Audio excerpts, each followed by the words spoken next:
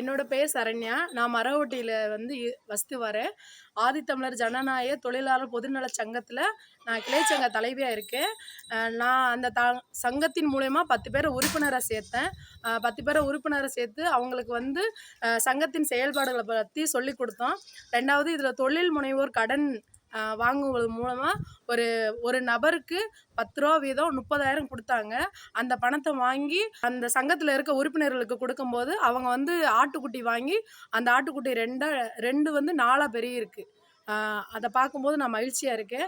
2வது கட்டுமான சங்கத்துல இணைஞ்சு நலவாரி அட்டை போட்டு குடுத்தாங்க ஒரு 5 உறுப்பினர்களுக்கு. அந்த உறுப்பினர் அட்டை மூலியமா வந்து பிள்ளைகள் வந்து நல்லபடியா கல்வி படிச்சு, அவங்களும் முன்னேற்றமா இருக்காங்க.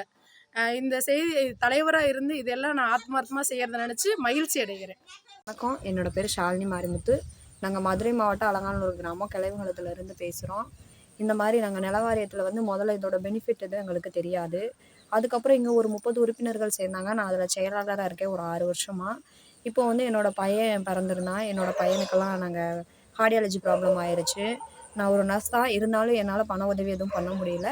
நம்ம சங்கத்திலேருந்து சாருங்க நிறைய பேர் மேடம் மூலியமாக எங்களுக்கு ஒரு 10,000 ஹெல்ப் பண்ணாங்க. என் பையன் இல்லை, இறந்ததுக்கப்புறம் நான் மேற்கொண்டு படிக்கணுன்றதுக்காக சர்டிஃபிகேட் இல்லாமல் நிறைய அலைஞ்சேன்.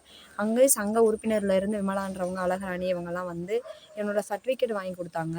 இங்கே எங்கள் ஊரில் இருக்க பெரியவங்க இந்த மாதிரி முடியாதவங்களுக்கெல்லாம் இந்த 1000 ரூபாய் பணம் வாங்கி கொடுத்துருக்காங்க.